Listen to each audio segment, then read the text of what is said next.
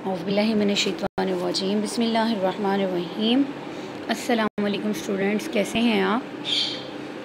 मैं आपको बता रही हूँ जैसे कि कंटिन्यूसली हमारे लेक्चर चल रही हैं। एमए इस्लामियत के लेक्चर मैं आपको दे रही हूँ पार्ट 1 के, और उसका सबसे इम्पोर्टेंट हिस्सा जो अल कुरान के, और अल कुरान में आगे जो है उसकी जो बेसिक्स हैं, मेन 3 टॉपिक, उन्हीं के बारे में डिस्कस हो रहा है। अफ़्ज़ुल तफ़सीर, तारीख़ तफ़सीर और मतनुल कुरान। अभी हम जो बात कर रहे हैं अफ़्ज़ुल तफ़सील पे बात कर रहे हैं। और जैसे कि मैंने पिछले लेक्चर में आपको बताया मुखासमा के बारे में, मुखासमा क्या होता है, इल्मुल मुखासमा क्या है, इसकी डिटेल बताई आपको सारी, और किन लोगों के साथ कुरान मजीद में मुखासमा किया गया और उनको क्या जवाब दिया गया ये बताया था।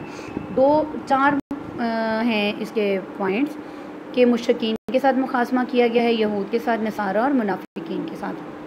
जैसे कि मुशरिकीन के साथ मुखासमा और उनको जवाब क्या दिया गया, यहूद के साथ मुखासमा और उनका जवाब क्या दिया गया, इनके बारे में हम बात कर चुके हैं। तो आज मैं आपको बताऊंगी नसारा और मुनाफिकीन के बारे में। नसारा से मुखासमा क्या है? नसारा अकीदे तौहीद से गुमराह होकर तस्लीस के कायल हो गए हैं, यानी उन्होंने अल्लाह ताला की अलूहियत में हज़रत ईसा अलैहिस्सलाम और हज़रत मरियम अलैहिस्सलाम को भी शामिल कर लिया था। बिलअल्फाज़ दीगर उन्होंने बाप, बेटा और रूहुल कुद्दुस को एक ही समझना शुरू कर दिया। उनका अकीदा था कि जिस तरह हज़रत जिब्राईल अलैहिस्सलाम इंसान की सूरत में ज़ाहिर हुआ करते थे, इसी तरह ये तीनों ज़ातें हज़रत ईसा अलैहिस्सलाम की शक्ल में ज़ाहिर हुई थी। चनाचा कुरान मजीद ने हज़रत ईसा अलैहिस्सलाम की बशरियत को अक़ली और नकली दलाइल से साबित किया। नसारा ने मसीह की बाप की पैदाइश को मबूदियत की दलील ठहराया था। उसके जवाब में कुरान ने कहा कि हज़रत आदम भी तो बेबाप के पैदा हुए थे। ईसाइयों ने रसूलुल्लाह सल्लल्लाहु अलैहि वसल्लम के मुतालिक इस बशारत को जो अंजील में थी मिटा डाला। अल्लाह ताला ने कुरान मजीद के ज़रिए वाज़िया किया कि अंजील में दी गई खुशखबरी उस आखिरी नबी के मुतालिक थी।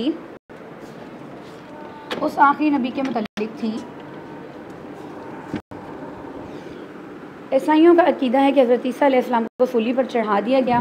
कुरान ने उसके जवाब में कहा कि यहूदियों ने हज़रत ईसा को न कत्ल किया और ना सूली दी, बल्कि वो इस मामले में गलत फहमी का शिकार हो गए हैं। इस्लामी अकीदे के मुताबिक अल्लाह ताला ने हज़रत ईसा अलैहिस्सलाम को ज़िंदा आसमानों पर उठा लिया था। नेक्स्ट है मुनाफिकीन के साथ मुखासमा। मुनाफिकीन से मुराद वो लोग हैं जो ज़ुबान से तो इस्लाम का दावा करते थे लेकिन हकीकत में मुसलमान नहीं थे। मुनाफिकीन की भी 2 इकसाम है। कल्बी मुनाफिक जो दिली तौर पर इस्लाम का दुश्मन और ज़ाहिरी तौर पर दायरा इस्लाम में दाखिल हो। कल्बी मुनाफिकों का ठिकाना जहन्नुम का आखिरी तबका है, अल्लाह मियाँ बचाए। इल्मी मुनाफिक कौन है? जो दिली तौर पर तो इस्लाम को तस्लीम करता हो लेकिन उसके अमाल तालीम इस्लाम के मुताबिक ना हो। रसूलुल्लाह सल्लल्लाहु अलैहि वसल्लम के दौर में ऐसे लोग रसालत से मुतल्लिक शुबहात में मुब्तला थे। वज़ूफ़ ईमानी और बुज़दिली के बायस खुलकर सामने नहीं आते थे। उस ग्रोह में वो लोग भी शामिल थे जो दुनियावी हिर्स और लज़्ज़त परस्तियों में भी गरक थे। मुनाफिकीन में वो लोग भी शामिल थे जो अगरचे मुसलमान हो चुके थे लेकिन उनके दिलों में अपने कबीले ख़ानदान की मोहब्बत बदस्तूर कायम थी और वो कुफर पर कायम रहने वाले रिश्तेदारों के मकासद में मुआवनत करते रहते थे।